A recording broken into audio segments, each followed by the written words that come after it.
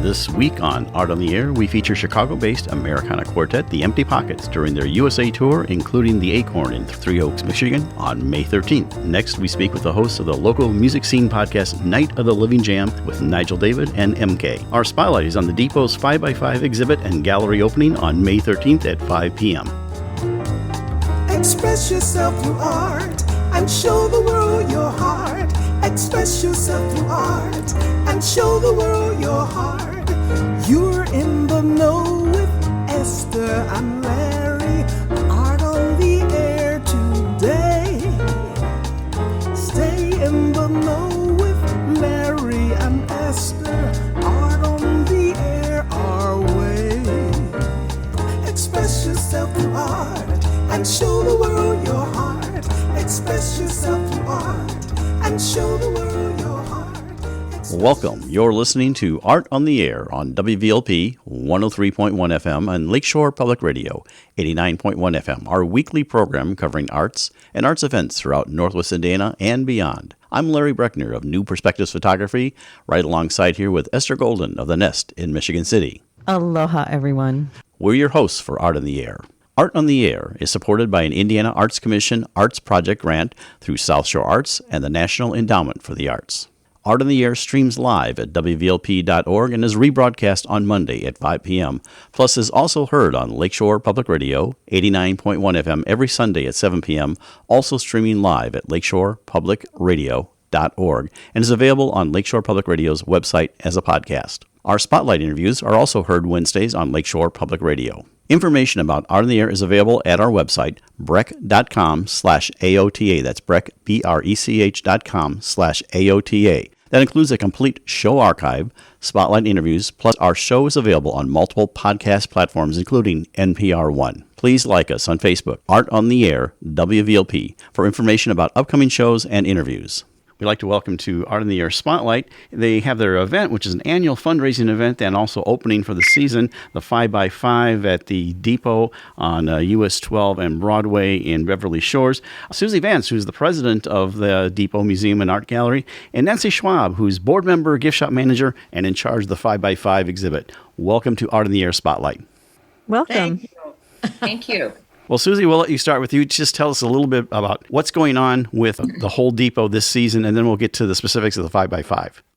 Well, the whole Depot this season is really going to be exciting. We have 5 shows, and it's just going to knock the socks off of everybody. We are also, each one of those shows has a unique person who is displaying things that they have come to do near and dear to their hearts, and from photography to quilting to just all kinds of things. We're very excited, and we're going to have some pop-up installations and some action events.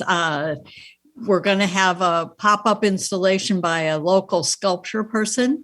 Edwin Shelton's going to be here, and we may even do a drumming circle. It's just going to be great. We're going to have a great time on the second Friday of every month this summer. And Nancy, you're in charge of the whole gift shop, which has been sort of virtual mostly now that we're getting out of COVID, so you can describe that, and then explain what 5x5 is and how that works. Okay, well, I'll start with the 5x5. So the 5x5 means that artists from around Northwest Indiana contribute a 5x5-inch work of art. And buyers pre-buy a sticker for $55, and that enables them to apply it towards their purchase of artwork. This is the 5th year of the show, and it was started by Karen Brown 5 years ago. So in fact, this year we're calling it 5x5 turns 5. We have artists like Bob Stanley, who's local and is shown in galleries around the country. Karen Brown, who's well known. She does glass work, and she's going to have some exciting pieces. Susie Vance does fiber art, who's joining us here. Ruth Graff does a lot of mixed media. So it covers a lot of spectrum, a wide spectrum of art. Anyway, and then the gift shop, I'm always looking for new product. Most of it is from local artisans and includes jewelry, ceramics, glass, wood, and books. And we have a lot of books relevant to the area. So that'll be exciting. And that opens up the night of May 13th, which is when the 5x5 occurs. And again, that's at the Beverly Shores Depot, which is at 525 South Broadway, which is Route 12. And you can buy your tickets online.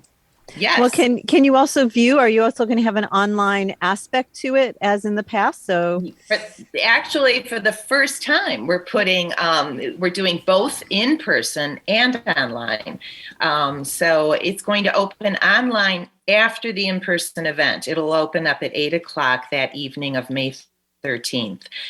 The show will stay up so people can still purchase after that evening and still purchase online and through June 2nd. So it'll be up for about 3 weeks.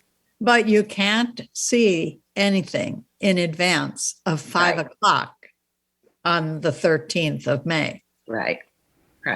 And that really represents the opening for the season. And you already described some of the artists that you're going to have and anything and special events. So tell us. I know, will that list be available? Would there be an artist list available before the opening? We didn't plan on it, but that's an interesting thought. We will certainly talk about it. Yeah, it's a good teaser. Yeah.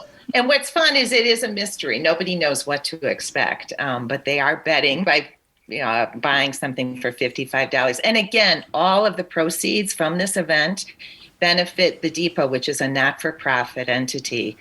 We really count on these dollars to help us through. So, Susie, tell us a little of the history of the Depot, not only as a museum, but and the impact also the South Shore is going to have in double tracking. Well, the double track is going to be great. I'm sure it'll bring more people out here.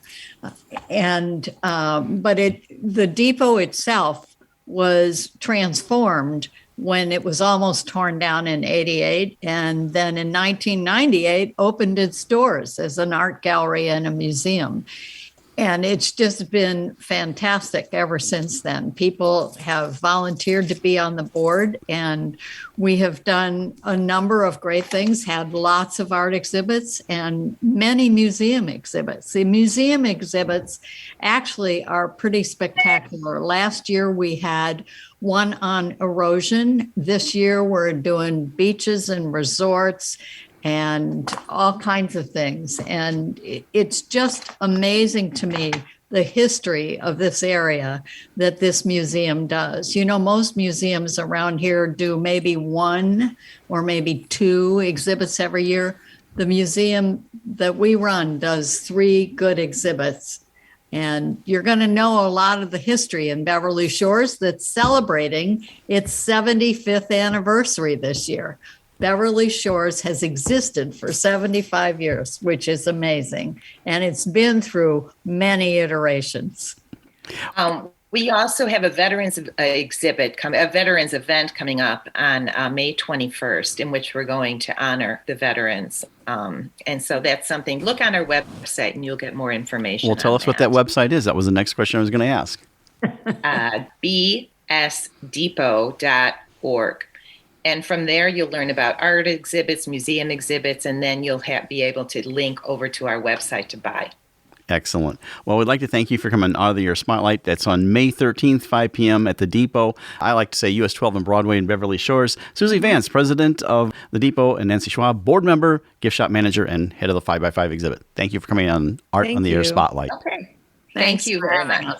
You're listening to Art on the Air, WVLP 103.1 FM, and on Lakeshore Public Radio 89.1 FM. We would like to welcome Erica Brett, Josh Solomon, Nate Bellin, and Adam Velasco, aka the Empty Pockets, to Art on the Air. This rock and roll Americana quartet is known for their tight and gritty 70s soulful-inspired blend of exploratory grooves and distinctive vocals. They are a Chicago-based indie powerhouse group that is quietly conquering the Billboard charts. I would say maybe not so quietly.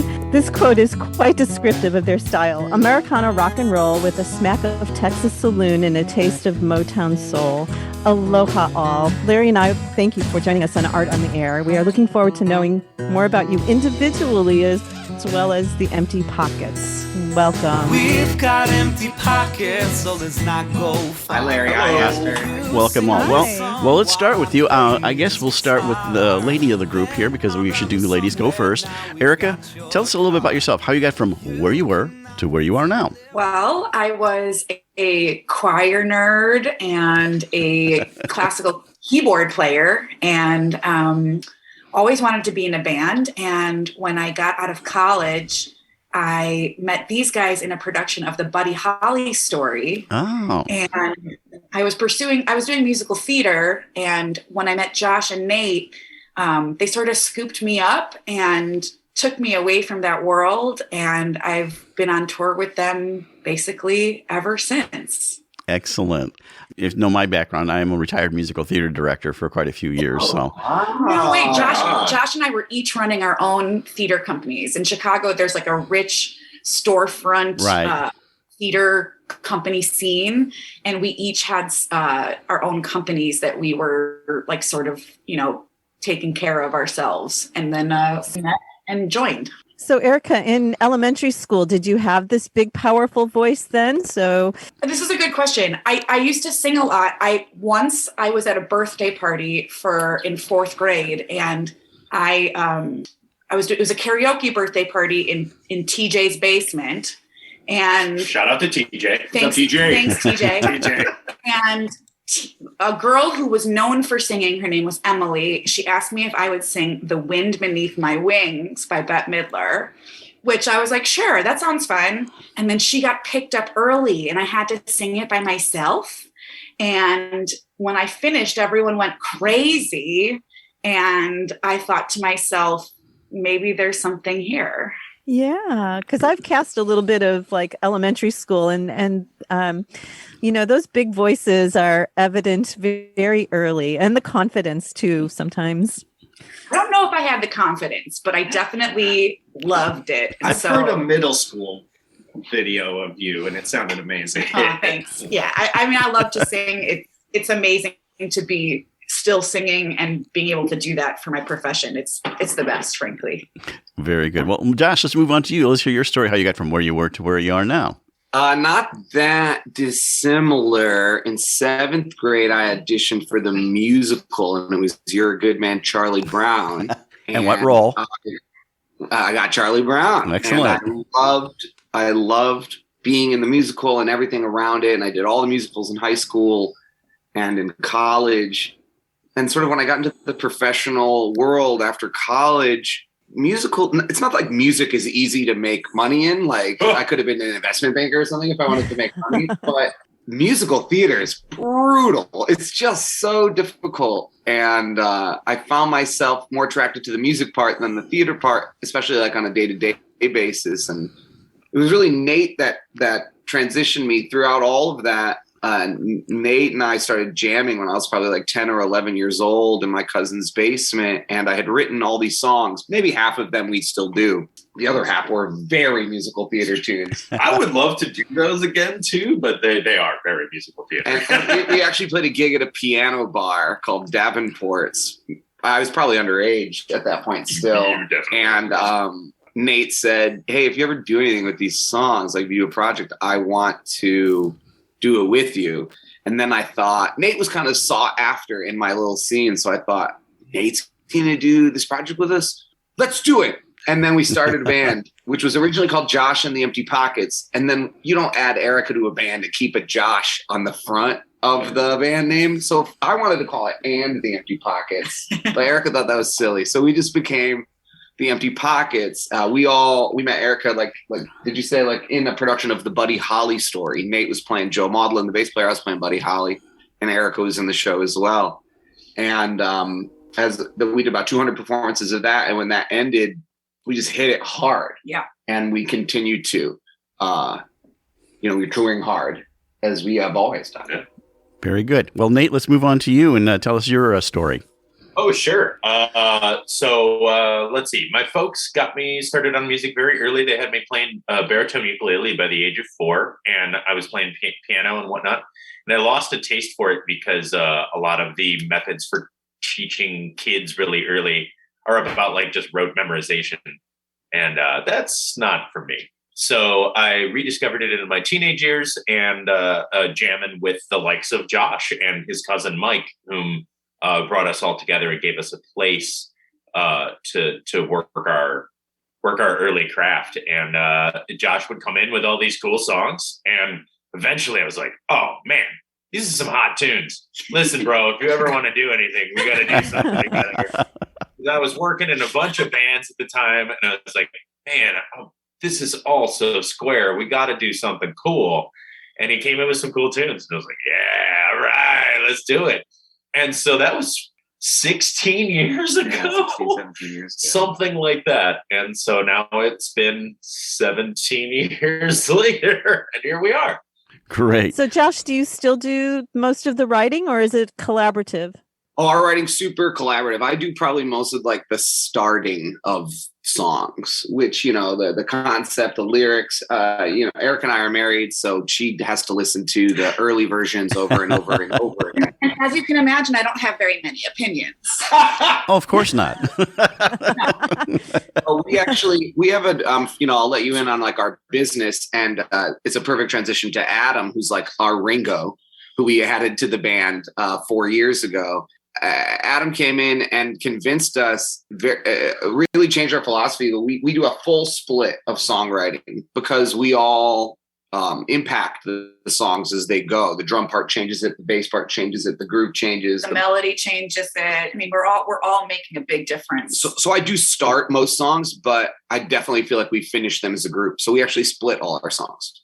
Well, then finally, Adam, tell us about your association, and then we want to make sure we play your first song. Very good.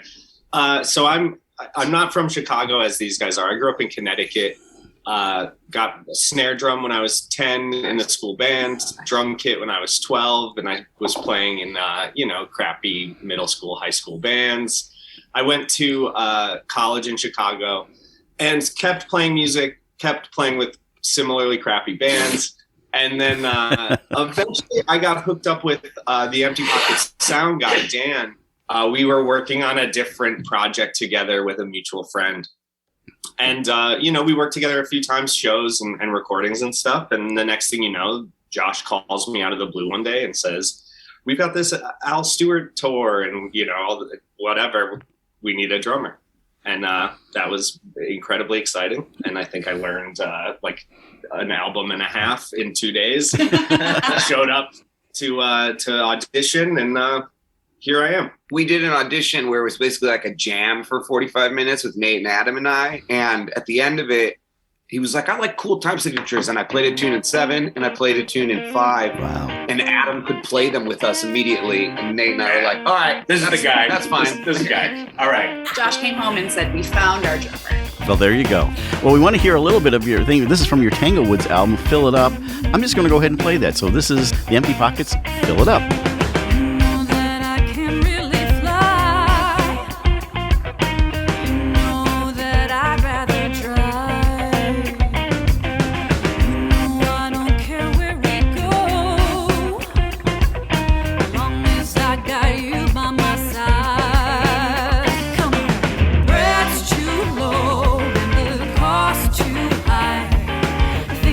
Bringing me down, keep piling up. Whoa.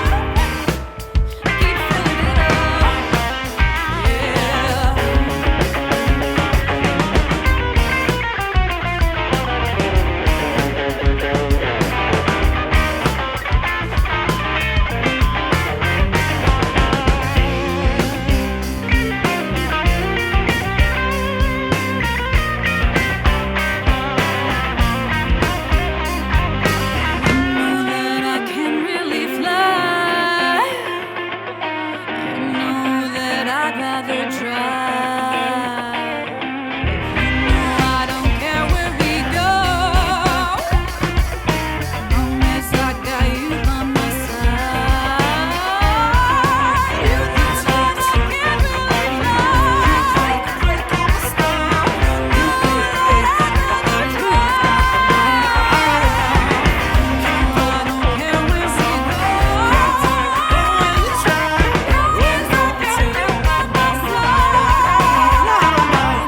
Breath's too low and the cost too high. Things that are bringing me down keep piling up. Whoa, but thanks to you, I haven't lost my mind. You keep packing my bowl, keep filling my cup. Breath's too low and the cost too high. Things that are bringing me down keep piling up.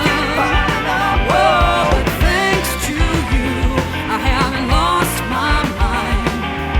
You keep packing my bowl, keep filling my cup. Keep filling it up. Keep filling it up. Keep filling it up. Keep filling it up. Keep filling it up. And that was Fill It Up from the Tanglewood album. A great sound there. Very good. Perfect Thank you. example of like Adam changing a tune just from the drums. I never envisioned that type of. I think it really informs the rest of the tune. I love that drum part. So how it was came out in 2019. So how far before the pandemic? Was it like latter 2019 or? It came out in January 2019, and so we beat the pandemic by a year or so, which was nice. That was And nice. then our next album after that, I think we actually released a live album, and then our next album comes out in August. And you have also a 10-cent tour album also. Is that correct? We do. We've released 6 or 7 albums, but the ones that, like our core catalog is the 10-cent tour, and then Voices, an album called Voices. The Tanglewoods you mentioned, we have a Christmas album and our live album. Those are like our 5 Billboard charting albums that we're very proud of. Well, we need to maybe listen to something from 10-cent tour. You said, You Know I Do. So let's take a listen to that one right now. We're lying in bed now, I'm almost gone. Just rest in my head now, you're thinking on. Doubt spreading all over, taking your mind. You start to suspect the motives behind my action. Breaking down my moves, what it proves. You think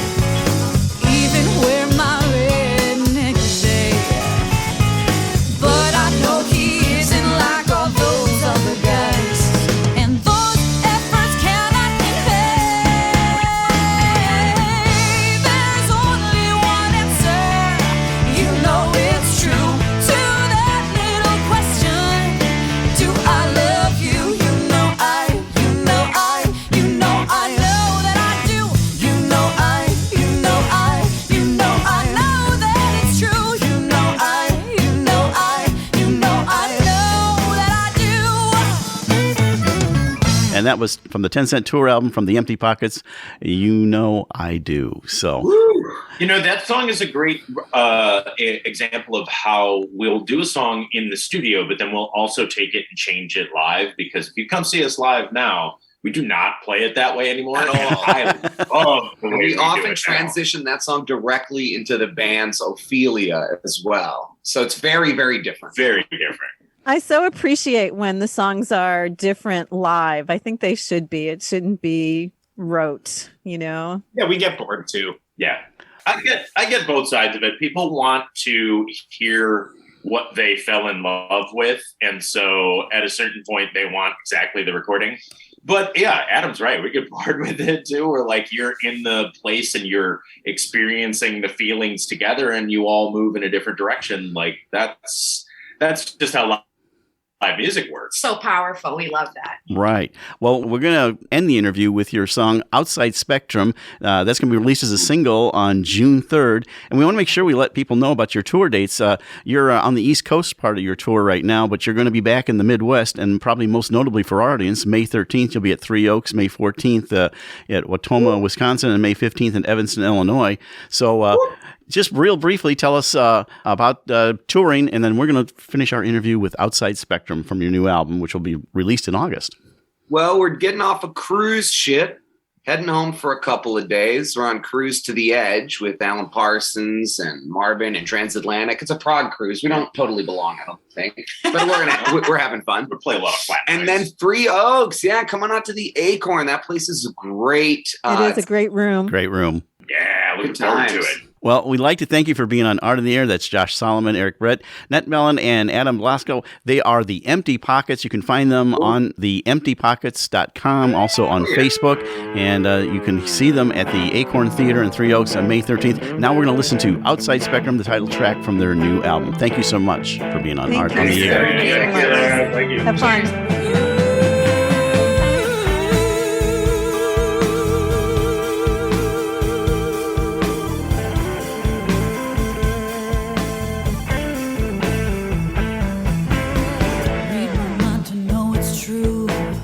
Trust her not, that's all on you. Tributaries broken through, standing in the way. Hear the flood, it's washing out what everything is all about. Now you'll have to figure out why it all seems so gray. And that's when things start to change. The outside spectrum will find a new range, and you're sure those colors you see aren't the same.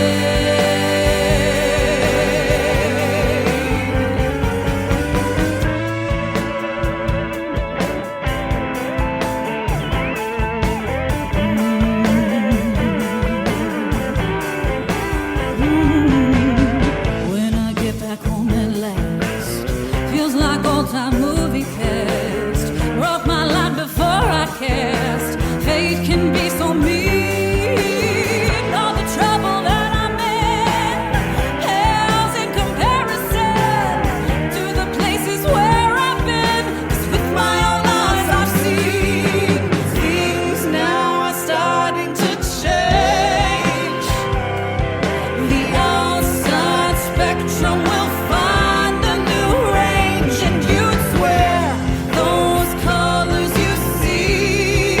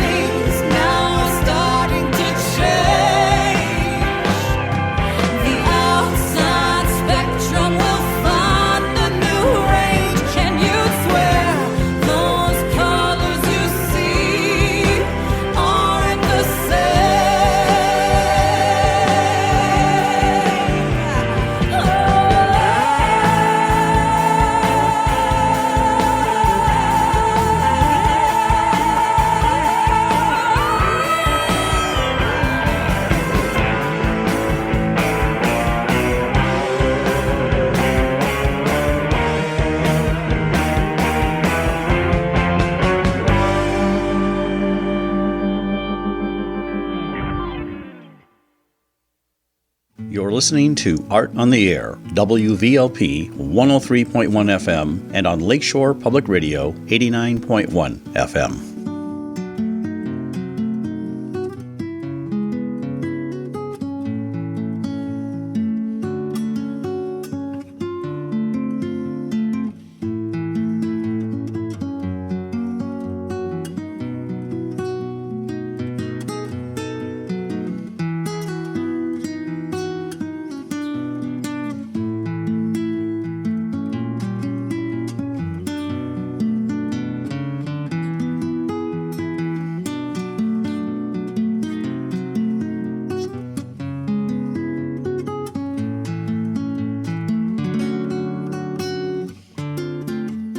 We would like to welcome both Nigel David and Monica Kazmarczyk, or MK, to Art on the Air.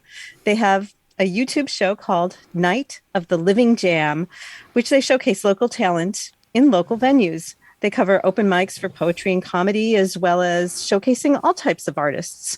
Aloha, MK and Nigel. Larry and I, thank you for joining us on Art on the Air.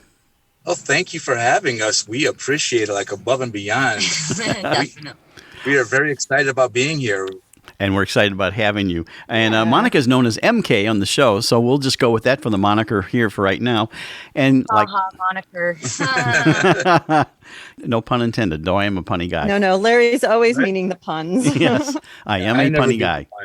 Anyway, we always like to know a little bit about the background of our guests. And so we're going to get that from both of you. I always like to say how you got from where you were to where you are now. So Nigel, we'll start off with you. Tell us a little bit about yourself. Okay, so my name is Nigel David, born and bred in Gary. I love the city, and I've just an amazing place, and the region, obviously. Basically grew up all around in this area, and then 2004, a lot of things happened in between. But 2004, I had a daughter, and so. Part of the show is I used to do a lot of different things before I got responsibles. And then, 17 years later, I'm able to go back and do the things that I used to do as far as like the jam nights and stuff like that, which kind of sparked the idea for the show. And so I've just been happily being dad. It's the greatest job in the world. I love it. And she's my best friend. And yeah, I'm just a happy person. Well, before we get to MK, let's just go back. Where did you go to school? Did you go to college and all that kind of stuff? We just want to know everything there is to know about Nigel, but we were afraid to ask. Well, I went to Gary Public School System, and then I got kicked out of Gary Public School System. It was and then I graduated. There's a story there. Tell us about that. Well, the story involves riot police and me getting thrown off 13 bleachers onto the basketball floor. A lot of police and a big riot that basically happened. And I missed it. Yeah, and you did, and you would actually probably be the one to be kicking me too. No, I wouldn't. Yeah, you would. You would totally kick me. She is so mean to me, guys. Did you wind up in an ambulance? You know what? Honestly, I ended up in the nurse's office. Not even actually in the nurse's office, outside of the nurse's office, and they didn't even call my mom or dad or nothing. I actually had to wait till the end of the day, and I basically staggered, beaten completely out to my mom's car. And then obviously she saw that. And then pretty much soon after that, I ended up going to Maryville, which is a whole nother thing too. Because when I lived in Gary, I used to go to Maryville to hang out. I never thought I'd move to Maryville. So all the people that I messed with in Maryville, they went to that Maryville school. So it was a fun transition for me. Well, MK, let's move on to you and see what kind of story you have about how you got from where you were to where you are now. I grew up on the south side, in Hegwish, at Cal City. I live in Burnham now, so literally the south side. And I'm an avid nature freak. And I've been drawing my whole life and writing poetry. And in school, I used to perform and draw diagrams and all that. People would have me draw their stuff for their science projects, and I would write poetry, and then I would perform poetry and stuff in college. And then I had kids, so I didn't get to do that anymore. And after I got divorced, I decided I was going to go back into poetry and perform again. And I walked into Paul Henry's art gallery, and that changed everything, because then I was performing and I had met a whole bunch of artists and I started painting. I met Nigel there. I met Wayne there, who got me back into painting. And now I've sold like a lot of paintings. And I met you there, if I'm not mistaken, Larry. Yes, and, I remember. Yeah, and it's been transformative to be back into a creative aspect of myself after letting that kind of just fade out for a really long time. Yeah, your origin story is so much better than mine. It doesn't involve a cult. Right. Well, I was raised in a cult. So we have cults and riots here. So MK, what kind of painting do you do? How would you describe it? I do a lot of mixed media, and I do a lot. It's almost all abstract. And I do landscapes with spray paint. I do a lot of spray paint and acrylics. I like to cut things out of magazines and books and just put them together with a background that I've created. Lots of pink chrome and silver and gold and glitter. And I've been told that glitter is the framer's worst friend, but there's nothing a couple coats of shellac can't fix. So Suffer some shellac shock. Yeah, I feel that way about duct tape. Duct tape serves a lot of purposes. It sure does. It does solve a lot of problems. I'm just saying. I have a lot of things. Yes. Like I have old belts that have been reconstructed with duct tape, and they're now like way cooler than they used to be. So I support that. Yes, we support the duct tape and it's all its misgivings. It's glorious. It is, and it's glorious. Yes, it's got a lot of glories to it. Yeah, well, Very in glorious. theater you use gaffer tape, and the advantage is, duct tape was meant to go on and not come off, or gaffer Right. tape is got the same strength and everything. So let's talk about how you came together. Before, not so much about the show, but just how. I mean, you briefly touched on meeting at Paul Henry, but how that developed into a friendship, relationships, etc., like that. Okay, so there's two different stories here, so I'll let her go first on this because her origin story is so much better. So like the first time I went into Paul Henry's, there was one seat available that night, which was literally next to Nigel. And it was the first night that he had been at Paul Henry's. And we just ended up talking, and I let him read what I was going to read. And he really liked it. And he told me he was an artist. And then he questioned whether or not I should go to digital format instead of using my colored pencils. And I told him he better never, ever take my colored pencils away from me. And then we became friends. That's what transpired according to her. But from what happened to me, what I saw was that she came in just completely like a wild woman. She was hitting people, and then basically what happened, she forced herself next to me, and she was like, "Hey, read my poetry and don't steal my colored pencils." And then, no, I'm just kidding, guys. No, that's I love this. This is like choose your own ending book. I love it. Ending number 1 or ending number 2. Yeah, no, it's pretty much how we met. I mean, I did say, about the color pencils and digital because I was actually having a show that day. Yes, that show that that's weekend. true. That's true. I had my photography up and my art.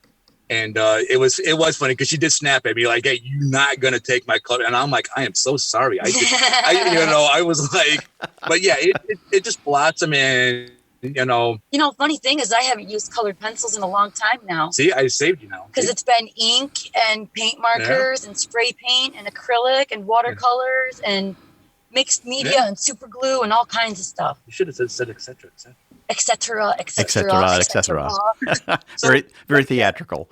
Where have you exhibited, either one of you, different places that you've done your art in terms of exhibits? I've had a show at Paul Henry's. I've also had a work in Rising Phoenix in Michigan City. Right.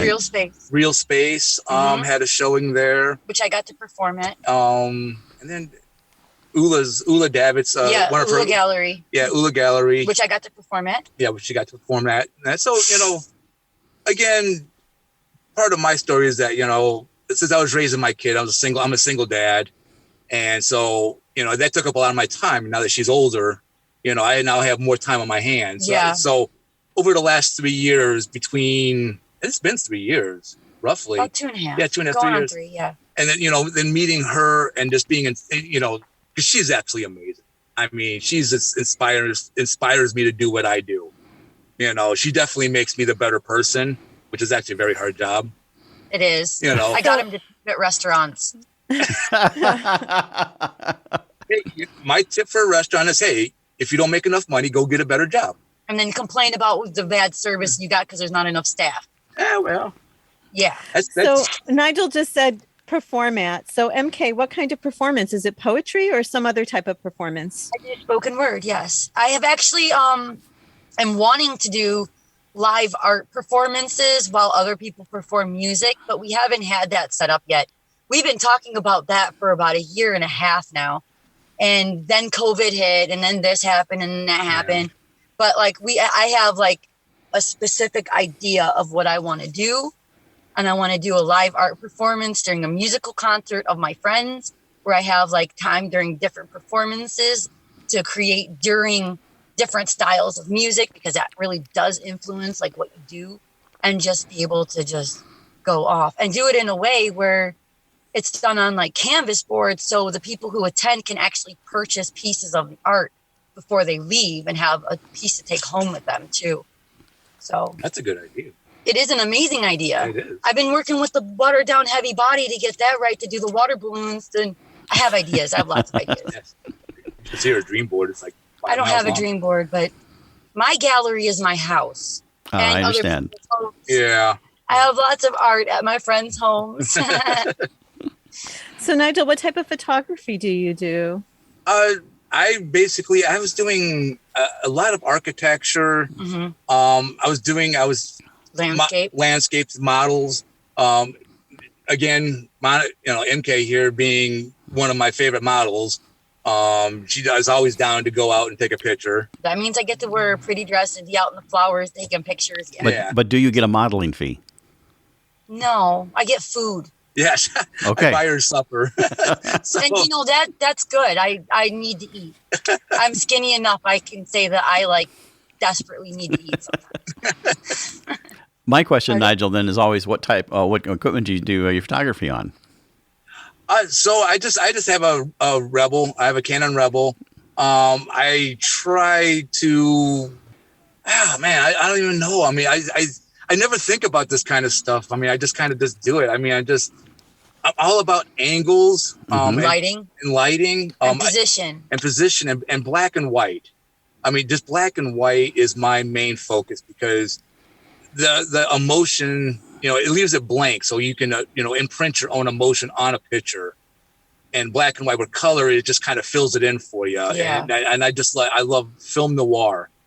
Oh yeah. I mean, anything black and white. You have no idea how obsessed with film noir he is. Yeah, exactly. I mean, and I love even the music. Yeah, I'm a huge jazz fan, so I love old 20s and 30s, jazz that would be in the dark blues clubs and stuff. I mean, like swing jazz, and that's an era of swing jazz then, as 20s and 30s. And because it's just so much to it, and the music today. There's a lot of depth to it too. Yeah. I'm glad to hear, Nigel, that you're a Canon shooter. I always like to ask that question because I'm a Canon shooter also. So you're listening to Art on the Air, WVLP 103.1 FM, and on Lakeshore Public Radio 89.1 FM. So I guess we want to get around to the show now that we got you guys together and everything.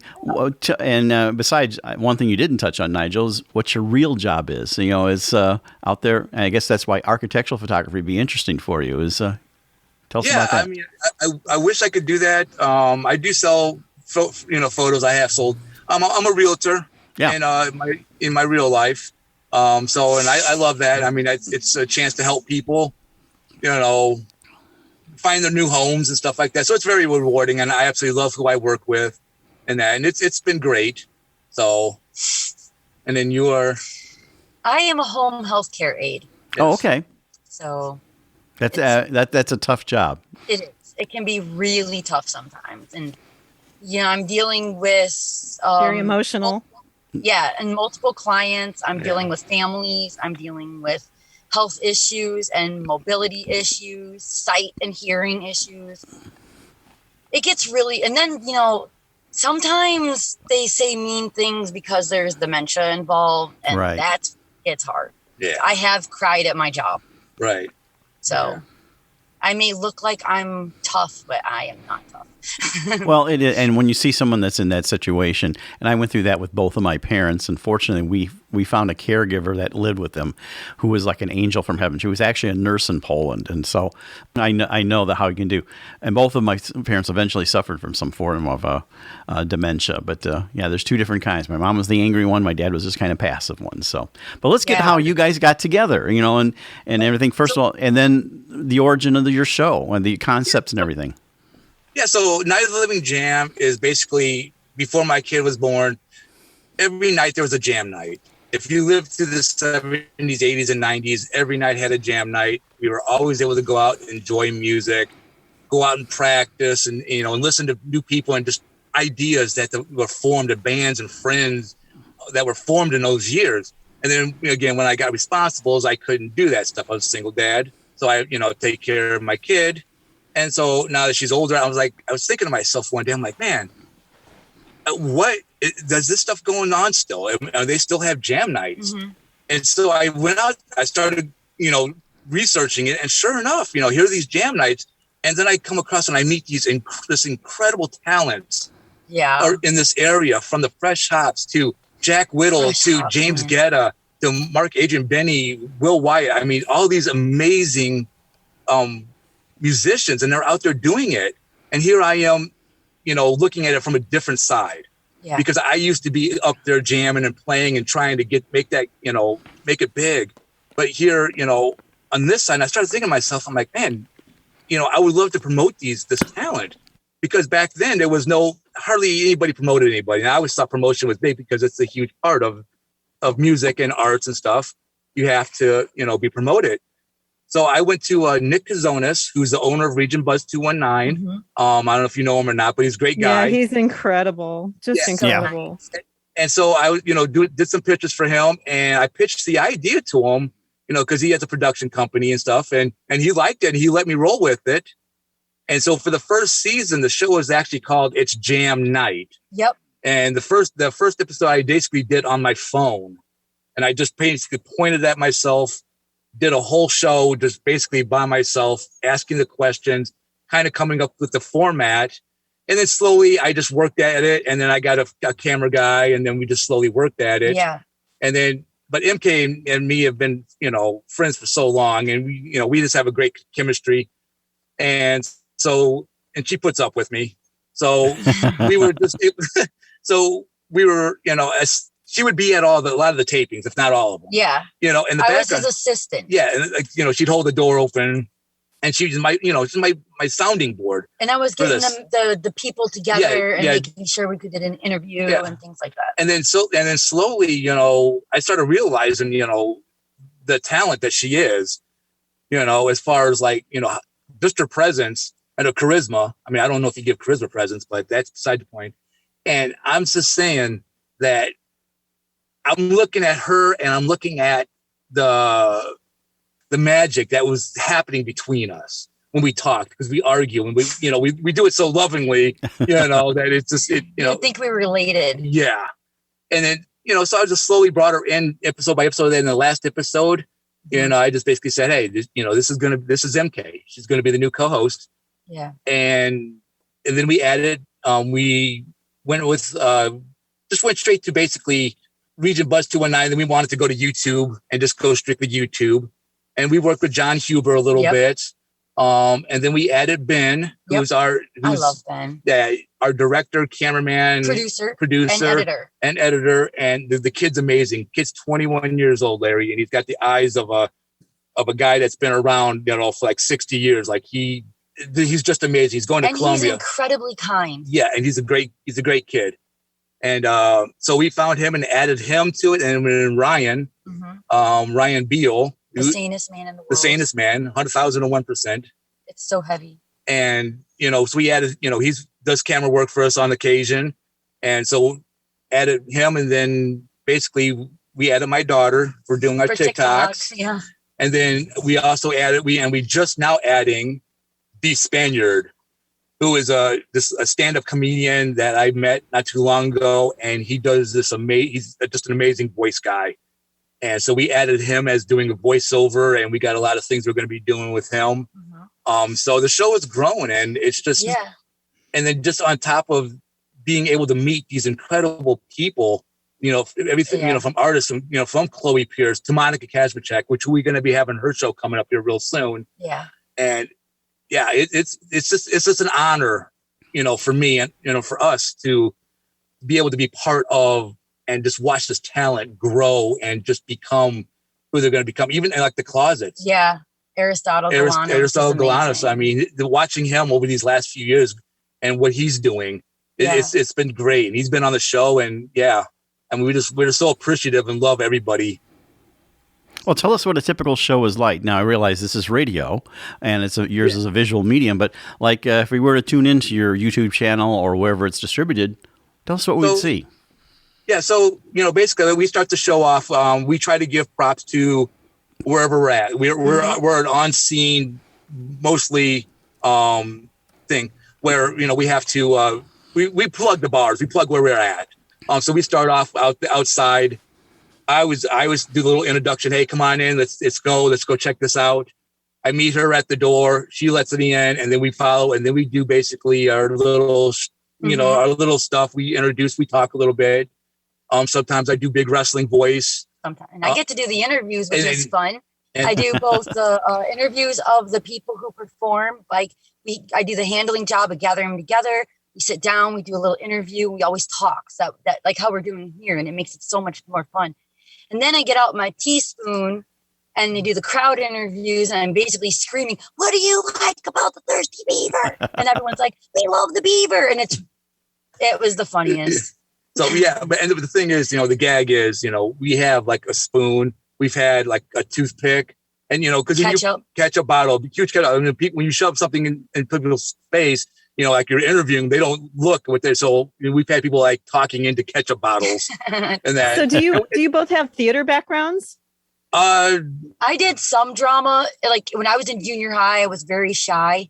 After I transferred out of First Baptist Church's school to a different school, my teacher was like, "I'm going to start drama so you can get out of your shell." And there's a couple other kids. And I was like, "What?" And then so we did this drama club thing, and we started performing around the school, and everybody loved it, especially me. And I wanted to keep doing it, but did not have the opportunity outside of verbal performances, a spoken word. And now I have the opportunity once again to become a character that is me, but is not me, but is like more outgoing. And it's so much fun. Yeah, it's so cool. Yeah. And, we actually are getting to our final minute here, believe it or not. It's gone fast. But how do the people find where you're at on YouTube, and, where can they locate the show? So, everybody check out YouTube, Night of the Living Jam. That's our channel name. We got like this first season's up. Yep. And we're also on Facebook. We can find us on there. Yeah. We have a TikTok. We're working on Twitter. We're working on Instagram. Basically, go to YouTube. That's the thing. Click subscribe. We love to hear back from people. We want feedback. Like us on Facebook. And on Facebook, you can message us if you have any questions or ideas or whatever, or locations. We would love to hear about new locations. Yeah, I mean, that's one of the things. We want to hear from the audience. Contact us. Hey, let us know. Hey, this is a great jam night. Let's go check it out. And that's what we want to do. That's what we're about. It's about music. We've done open comedy mics. We've done all kinds of stuff. And Night of the Living Jam, guys. Night of the Living Jam. Well, we appreciate you coming on Art in the Air. Night of the Living Jam, Nigel David, MK, also known as Monica Kazmachek. Thank you so much for coming on Art on the Air. Thank you so much. Thanks, guys. You've been listening to Art in the Air, and we'd like to thank our guests this week on WVLP 103.1 FM and Lakeshore Public Radio 89.1 FM, our weekly program covering arts and arts events throughout Northwest Indiana and beyond. Art in the Air is heard every Friday at 11 a.m. and rebroadcast Monday at 5 p.m. on WVLP. Art in the Air streams live at WVLP.org and is rebroadcast on Monday at 5 p.m. Plus is also heard on Lakeshore Public Radio, 89.1 FM every Sunday at 7 p.m., also streaming live at lakeshorepublicradio.org, and is available on Lakeshore Public Radio's website as a podcast. Our spotlight interviews are also heard Wednesdays on Lakeshore Public Radio. Thanks again to Greg Kovach, WVLP Station Manager, and Tom Maloney, Vice President of Radio Operations for Lakeshore Public Radio. Our theme music is by Billy Foster, with a vocal by Renee Foster. Art on the Air is supported by an Indiana Arts Commission Arts Project Grant and the National Endowment for the Arts. Underwriters for Art on the Air, Walt Breidinger of Paragon Investments and Mary Levan, Arts Patron. Art on the Air is always looking for financial support. We'd like to thank our current supporters. If you're looking to support Art on the Air, Esther and I especially would invite you to become an underwriter of this program in particular. We have information on our website at breck.com/AOTA. You can find out support information there. So don't just be an Art on the Air listener. Become a supporter or underwriter in whatever amount you're able to do so we continue to bring you great content and this great local programming. And like I say every week, don't give till it hurts. Give till it feels good. And you'll feel so good about supporting Art on the Air. Information about Art on the Air is available at our website, breck.com/AOTA. That's Breck, BRECH.com/AOTA. That includes a complete show archive, spotlight interviews, plus our show is available on multiple podcast platforms, including NPR One. Please like us on Facebook, Art on the Air, WVLP, for information about upcoming shows and interviews. If you're interested in being a guest or sending us information about your arts-related event or exhibit, please email us at aota@breck.com. That's aota@breck, BRECH.com, or contact us through our Facebook page. Your hosts were Larry Breckner and Esther Golden, and we invite you back next week for another episode of Art on the Air. Aloha, everyone. Have a splendid week. Express yourself through art and show the world your heart. Express yourself through art and show the world your heart. You're in the know with Esther and Larry. Art on the Air today. Stay in the know with Larry and Esther. Art on the Air our way. Express yourself through art and show the world your heart. Express yourself through art and show the world your heart. Express yourself.